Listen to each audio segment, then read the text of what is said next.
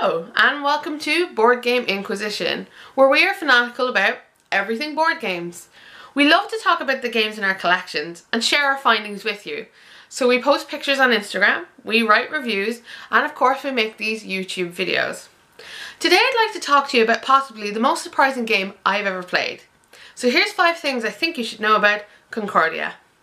Concordia from PD Verlag is a game for 2 to 5 players in which you are invited to spread the glory of Rome. Rome is at a peaceful stage right now, and you, as head of your household, set out across the map to visit varying regions, set up trade networks, and of course, not forgetting to pray to your gods. You'll like Concordia if you generally enjoy those trading in the Mediterranean games, or indeed if you just like games that don't have many random elements. Timing is really what Concordia is all about, and you have complete control over this element. You start the game with a hand of cards, and each one allows you to perform a specific action, such as creating colonists, moving them, building cities, trading for goods, and you can even copy your opponent's cards. You can also buy patron cards, which enhance the cards you have in your hand and act as multipliers for victory points at the end of the game.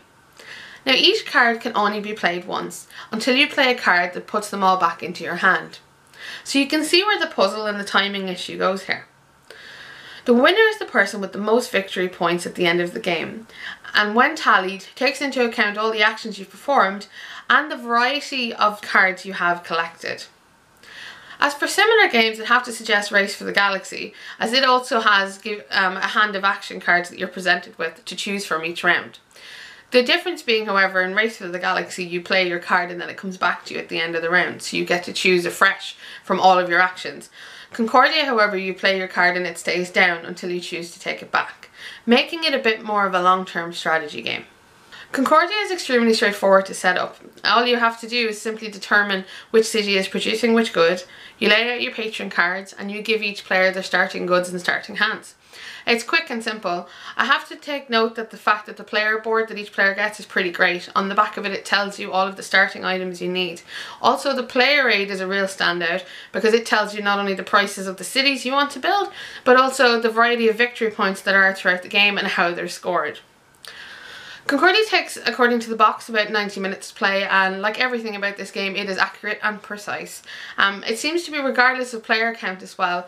We played this with 4 players recently, 2 of which were new, and it took us just over 90 minutes. And I think that's down to the fact that each player can only take 1 action around. So the game is always hurrying along, and you're often left with the syndrome of, oh, it's my turn already. There's always that nice surprise. So the greatest disservice ever done to Concordia, sadly, is its box. They say you can't judge a book by its cover. It's true, but the cover on Concordia is pretty hideous. The size of the box is awkward, it's too big, it doesn't fit in most shelves, and then the art on the front of it is just so boring, so bland and unattractive that there's nothing appealing about it whatsoever. And this is why Concordia is one of the most surprising games I've ever played, because when I first took a look at the box, I was like, nah, not going there. I couldn't understand why a game would be in a box like that, and how anybody thought that someone would look at that on a shelf and go, you know what, I have to have me that, because you just don't.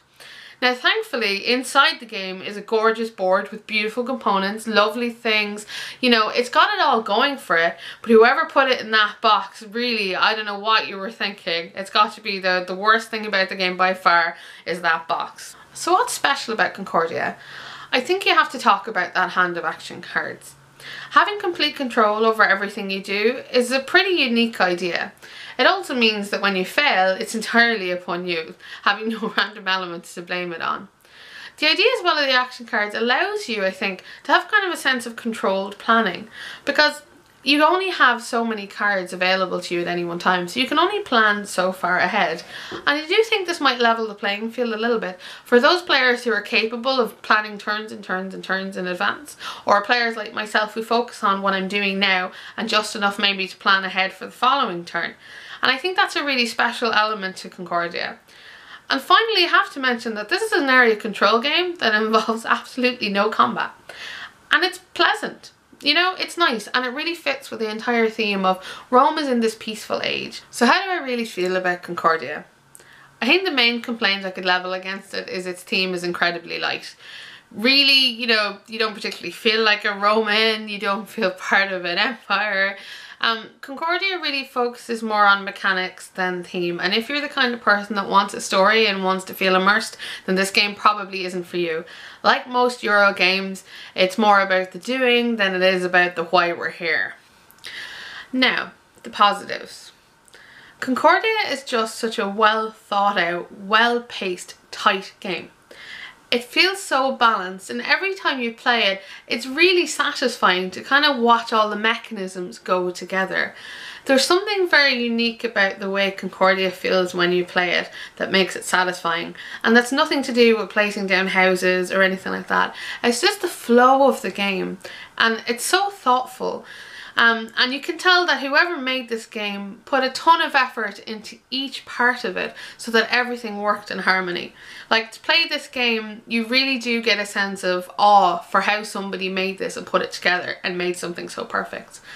And I don't normally call anything perfect. I've never regretted playing a game with Concordia, not once, not ever, especially when I didn't feel like playing it in the first place. And I think that's why we bought the expansions and we got the extra maps. And it'll be staying around for a long time to come.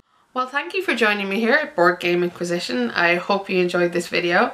For further videos, please subscribe, because, you know, subscribing tells me you want me to make more videos. That's important. Also, any of the games mentioned in this will be listed down in the description as part of the video if you want to check those out. And up until, you know, the next time we meet each other, I'll be playing games, asking questions, and browsing my collection. Take care.